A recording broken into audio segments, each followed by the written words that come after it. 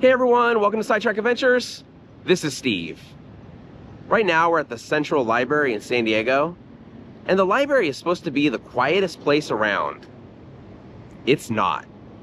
And that got me thinking, if the library isn't that quiet, what is the actual quietest place in California? Well, today, we're gonna try and find it. We are starting out today in downtown San Diego, and from here, we'll be heading out into the desert. I was already down here for something else anyway, but I figured, what better place to start a video about going somewhere quiet than the library? Obviously, downtown of a major city is not going to be the quietest place in California. But just to make things as scientifically accurate as possible, and here comes the trolley, making it even louder. But just to make things as scientifically accurate as possible, I have a decibel meter here, and without me talking, the background noise is about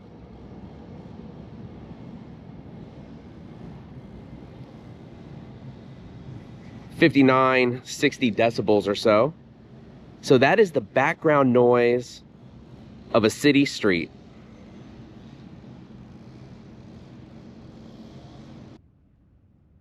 We're inside the library now, and of course, libraries are supposed to be one of the quietest places around.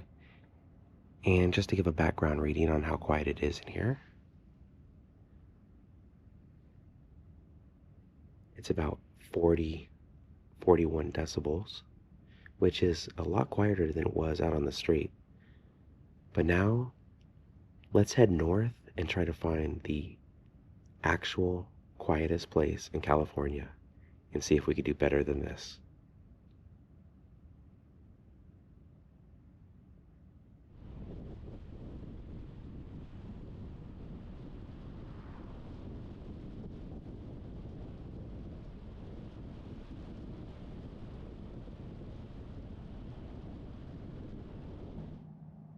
We're now on Highway 62, which has been called the most desolate highway in California. So if we're going to find true quiet, it should be out this way. We're on the outskirts of 29 Palms, so let's check the meter.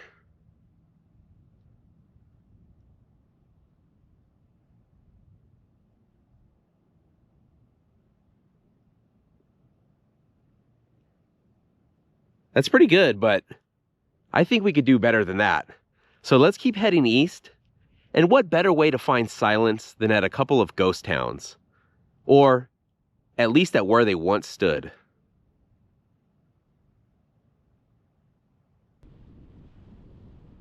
I have to confess, even though I said we'd be taking a scientific approach, this decibel meter only goes as low as 30 decibels.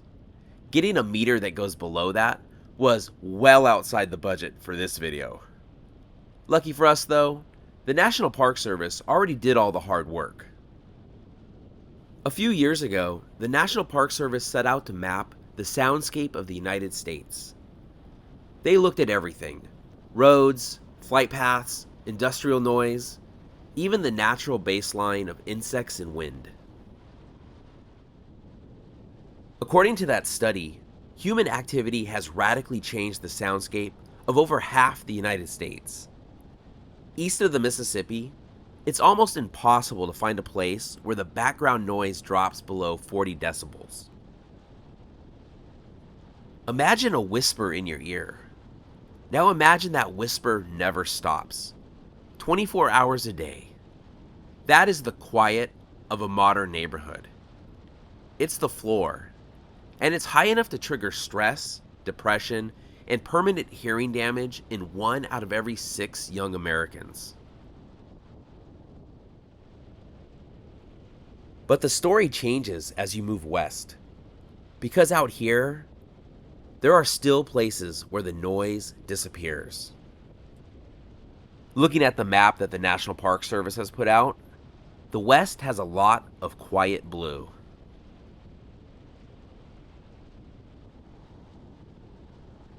In California, we're lucky.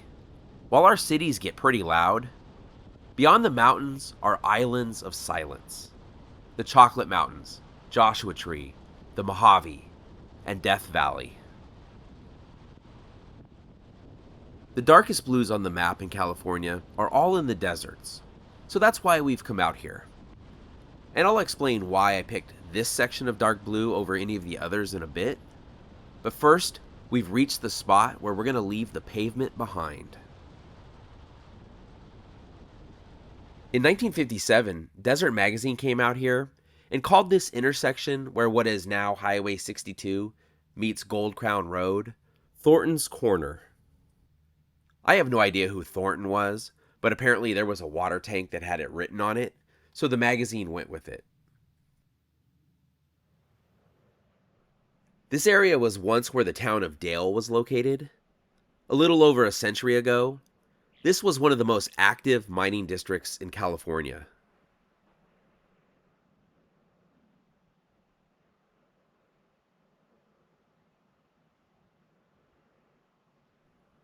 There's a historic marker for it now, but the mining district was called the Virginia Dale District, and the town was named after that. The mining district was huge, covering about 250 square miles. By the early 1880s, miners were already coming out here, traveling along the old Weaver Road, chasing the same thing people have chased in deserts like this for generations: gold. And this sign isn't too informative anymore. Someone dug a well near here, and that's why this became the town site. In the 1890s, this place was booming. A post office opened in 1896, and the next year, a stage line started running out here. The buildings would have been mostly adobe. In the 1950s, when Desert Magazine came out here, there was only one building left, the old mill, and even that's gone today. Now, pretty much nothing remains of Dale.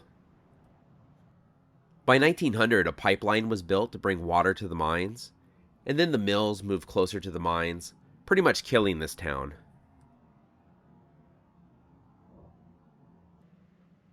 Well, technically the town moved. Out in the desert south of here, New Dale sprung up. And that's where we're heading.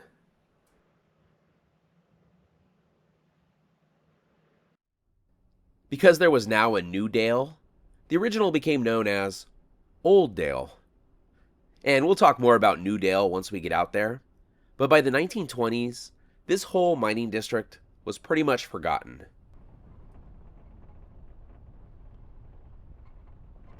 In 1934, President Roosevelt created the Joshua Tree National Monument, which is now a national park, and the entire mining district was a part of it. With that, prospecting stopped and no more new claims were allowed. And then once World War II started, all of the rest of the mines that weren't essential to the war effort were closed.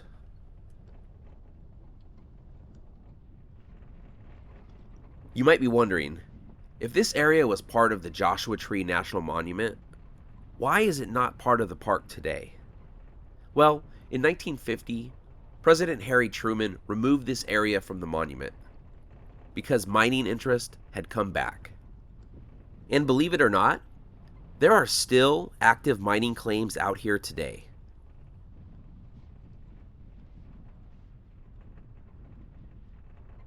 If you look at that noise map, you'll see these scars all over it. Those thin lines are roads. They are 10 decibels louder than the desert just a mile away. So the secret to finding the quietest places on Earth isn't really a secret at all. It's just getting away from everyone else.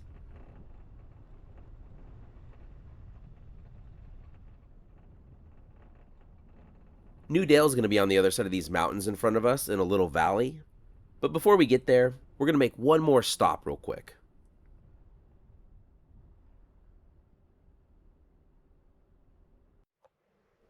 I decided to get out of the car here. We'll take this part on foot. The sand started getting a little deep going up this hill, and it's the kind of sand where you take 2 steps forward and 1 step back. We may have been able to make it up, and I do have recovery boards in case we get stuck, but sometimes it's just easier to get out of the car. In front of us on the hill is one of the reasons everything was out here. The Virginia Dale Mine.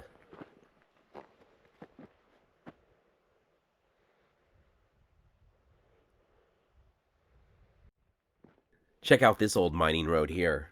If you have the right vehicle, this is probably a fun drive, though it's a little bit of a drop to the right.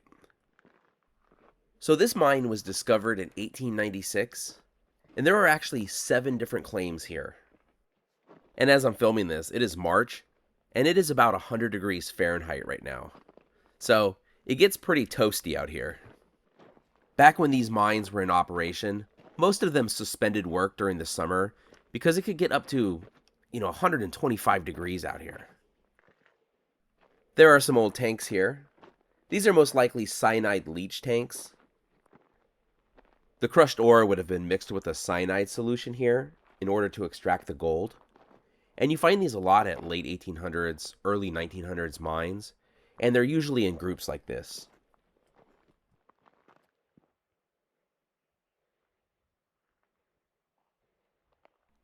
And here is the view from up here.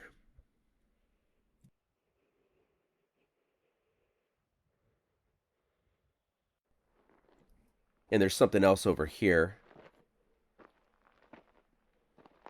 This may have been where the water tank was. You would think that water would be one of the biggest problems here, but once they were able to pipe it in, it really wasn't that big of an issue. The district's isolation was the bigger problem. It took days for freight or mail to get here, and if there was ever any issue with equipment, it would take a week or more to get any replacement parts. There's some sort of foundation over here. If you ever look at an old topographic map, nearly every mountain in this area has at least one mine on it. And a lot of them have multiple mines. Looks like somebody built a fire up here as a fire pit. Despite this area's isolation, it was pretty well prospected.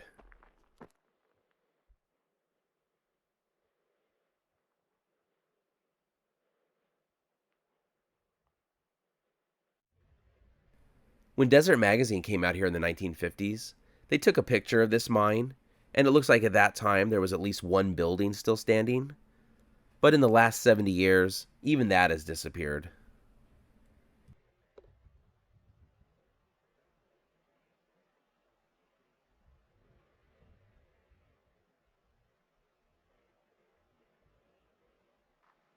I don't want to get too close to the edge because this ground doesn't look too stable, but there's a wooden post here. So something was here at one point.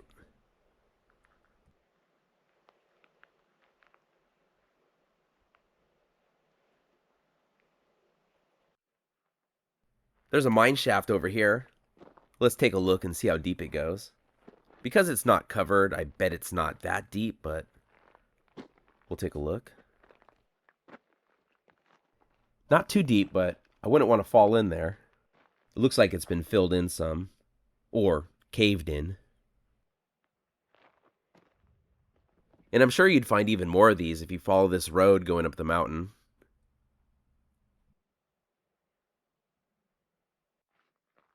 Some of these old mine roads definitely look like they'd be a bit of a white-knuckle drive. Sometimes it's better just to be on foot. If you were wondering how quiet it is out here, I don't know. I left the decibel meter down in the car, and it is too hot and too far to go back and get it. In fact, I'm going to start heading back down right now. This foundation up ahead is where that building that was still visible in the 1950s Desert Magazine photo was located.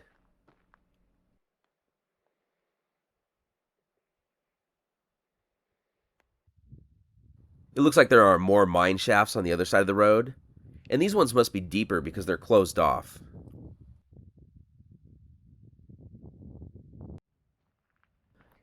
Let's take a look and see how deep this thing goes. Usually the Bureau of Land Management will close off these old mines because they don't want anyone falling in. Especially if you happen to be walking around here at night, you might not even see one of these things. We're a pretty good distance from the rest of the mine, so you might not be expecting a 100-foot shaft to be right here. I'm not sure how well we're going to be able to see down into it.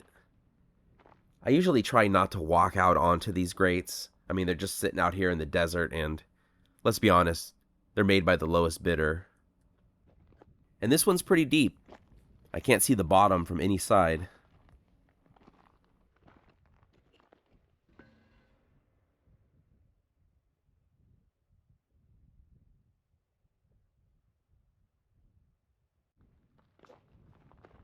And right over here, there are a couple more shafts.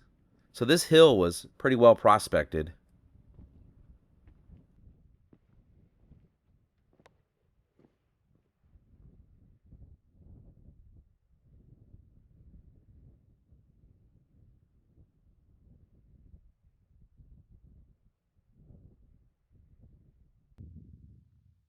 No matter where you go in the world, well, at least in the United States, there are two things you always find out in the desert in the middle of nowhere: metal cans and abandoned cars.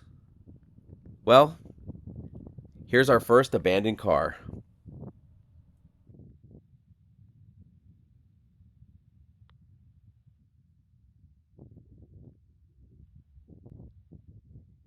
This one may have been out here for a while. It's not in the best shape. If anyone knows what type of car this is, let me know.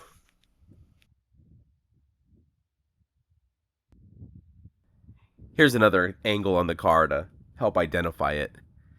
And I'm laughing about it, but I know somebody is going to know what type of car this is.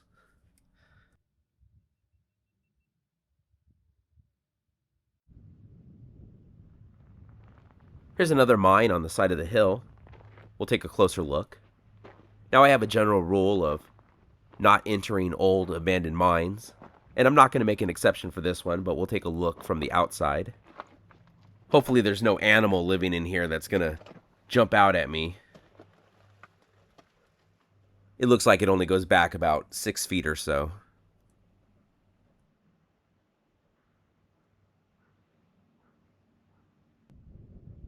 All right, let's head over this mountain pass and into the valley towards New Dale and what might be the quietest place in the state.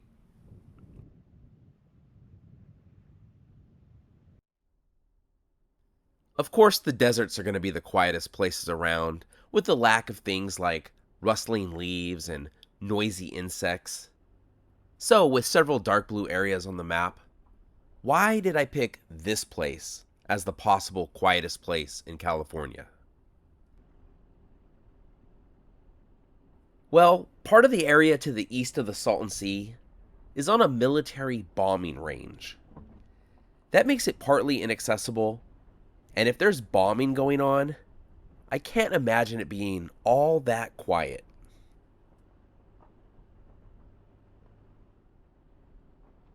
And as far as the area around Death Valley goes, I took a very in depth and scientific look at it, and well, not really.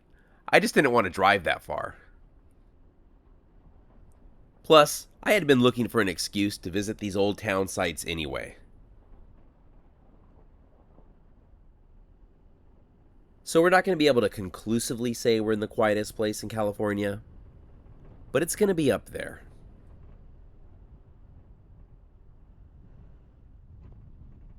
I had mentioned earlier that this whole area used to be part of the Joshua Tree National Monument. If you keep following the road that we're on, you'll eventually get into the national park. However, going through the mountains, past where we are going, is extremely rocky and requires a pretty high clearance. It's definitely not a road that I'd feel comfortable taking the old Subaru on. Take a look at that mountain in front of us and the road going up the mountain. All of these roads out here are because of mining.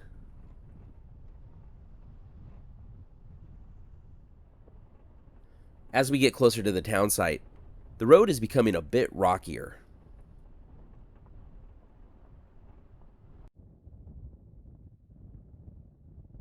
We're only about a mile or so from the town now, and we've come across another mine site. You really gotta watch out because the desert out here is just full of holes everywhere. At least this one is fenced off because it is right next to the road.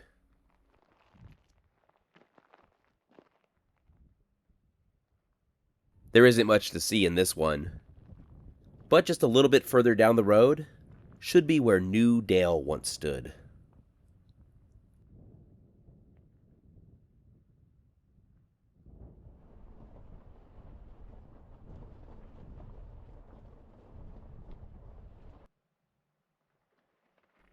So this should be where the town of New Dale once stood. Now, I'm not expecting to see much out here. In the early 1900s, there were a few hundred people here, but like most mining boomtowns, it died pretty quickly. In 1909, a fresh college graduate named Fred Vile moved out here. He paid $50 for a fully furnished cabin, and by that point, the town was already dying. Only about 40 people or so lived out here. The only businesses that were still operating were 2 saloons and a brothel being operated in a shack. At least so far, they did a pretty good job cleaning up after this place after the town left. Aside from a few old roads here and there, you would never know anything was ever here. In 1930, when the old post office was being taken apart to reuse the lumber, they actually found 2 sacks of undelivered mail in it. You would have hoped they would have then delivered the old mail, but no, they just burned it.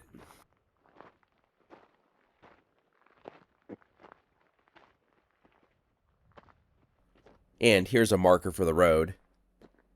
It's seen better days, but we're actually at an intersection right now.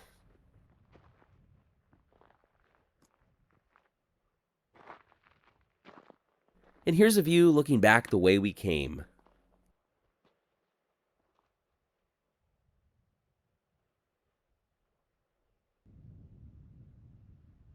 So according to the map in Desert Magazine, there is a grave somewhere on the south side of the road. Of course, that map isn't drawn to scale, so finding it might be a bit of a problem, but let's take a look around. Here's some metal.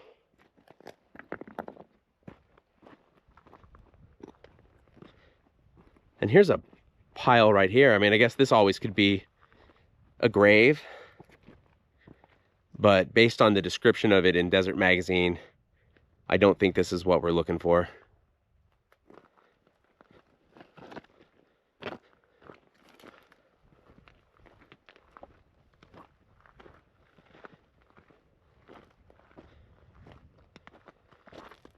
There's some more metal. This looks like this was a road at one point as well.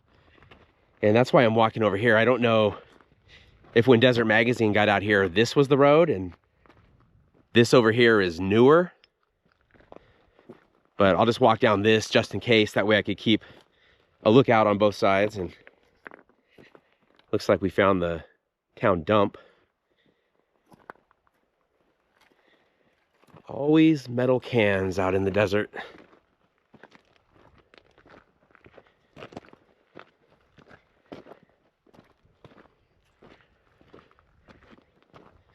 But unfortunately, this grave could be pretty much anywhere. And it may not even be marked anymore, which will make it virtually impossible to find.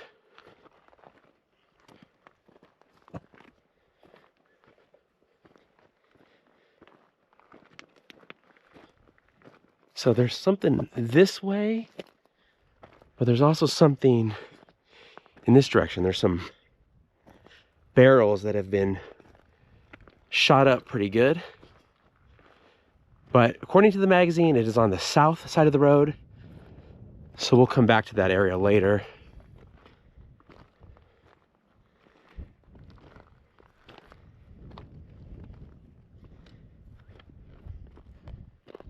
And this is probably a fire pit.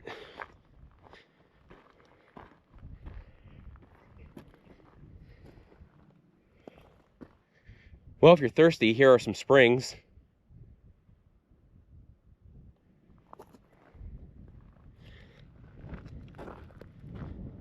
There's another pile over here.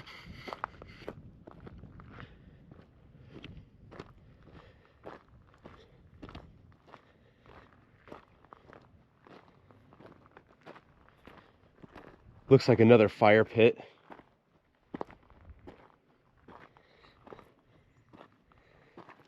Yeah, and that's the problem. This thing can be anywhere out here.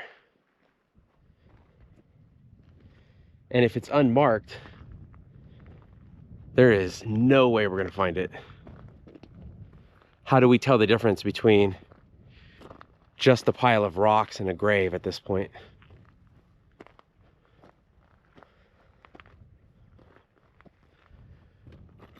But we'll keep looking around and hopefully we come across it.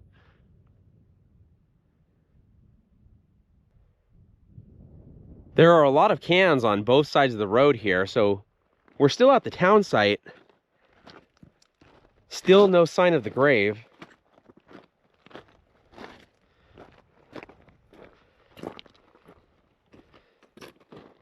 But there are cans everywhere.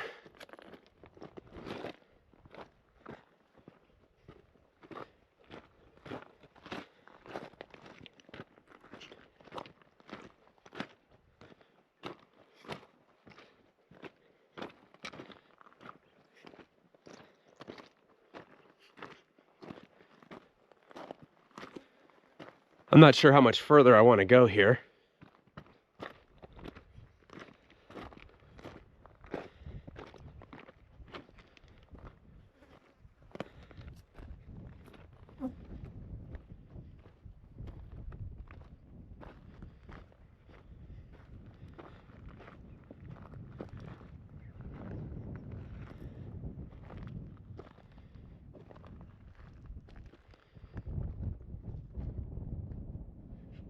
I can't imagine it's down below us. So we must have missed it somewhere. My guess is it's no longer marked.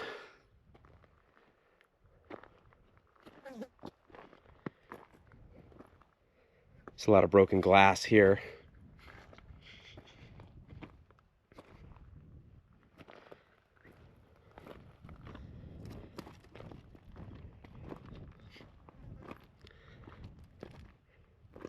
There's another fire pit. But yeah, that grave can be anywhere out here.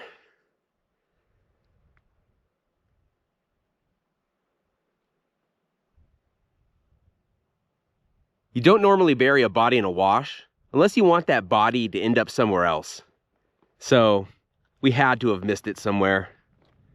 But where is anyone's guess? When the map says south of this road, I mean, is it 5 feet south, 10 feet south, 100 feet south? Could be anywhere.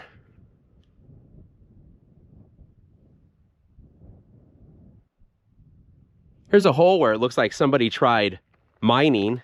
Well, they did, so to speak. From what I understand, this is where an outhouse was. And outhouses, or the outhouse locations, were gold mines for bottle collectors.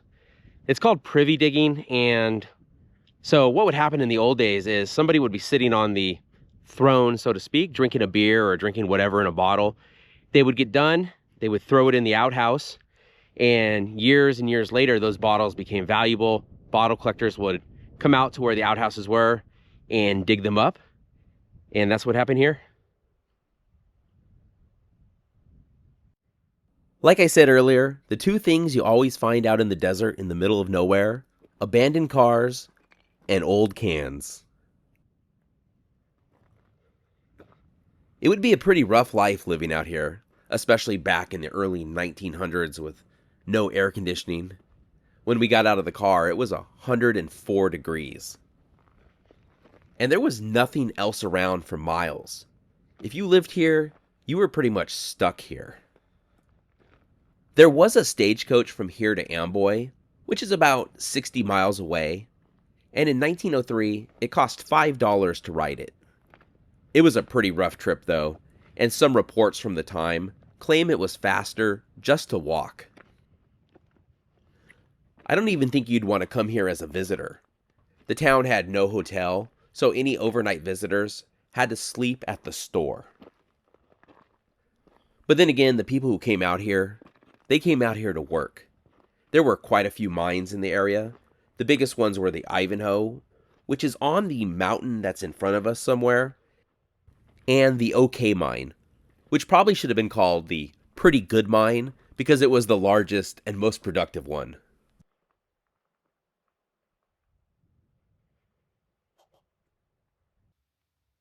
It looks like there would have been a building here at some point. These rocks are what's left of its foundation and walls.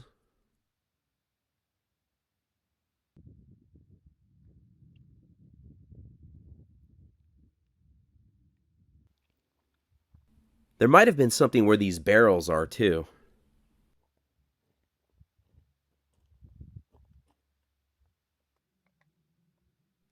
A little bit of the wall still remains here.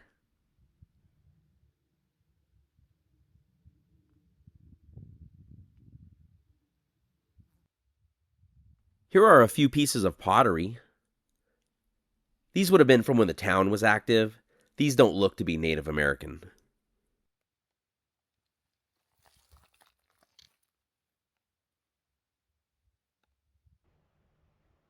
Now that we're in what may just be the quietest place in California, let's pull the old decibel meter back out and see how quiet it really is.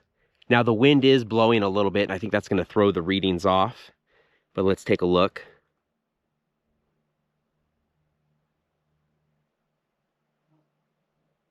So even with the wind, it's 36 to 40. See if the wind will die down for a second here.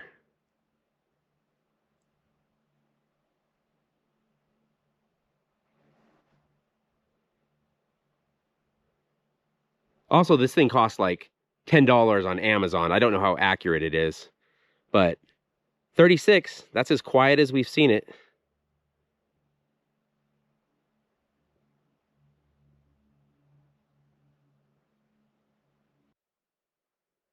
I bet if we were out here in the evening, or when the wind wasn't blowing, the decibels would probably get down to the low to mid-20s. It's amazing how much difference even a light breeze makes. It's kind of weird when you visit a place that's truly quiet. It takes you about an hour or so to get used to it. Your brain has been editing out the city for years, and it takes a while for your internal filters to drop. But once they do, you start hearing everything. You hear the friction of your shirt against your skin, a lizard moving a single leg. Well, maybe not that extreme, but you do. You start hearing all these nature sounds that you just normally don't pick up. And it makes you realize the world isn't quiet. We've just been too loud to hear it.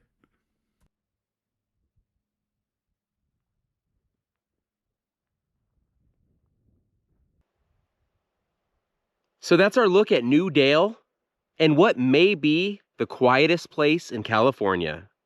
At least when I'm not out here yapping anyway. But thank you so much for watching. If you enjoyed the video, please give it a thumbs up. Consider subscribing, and we'll see you next week.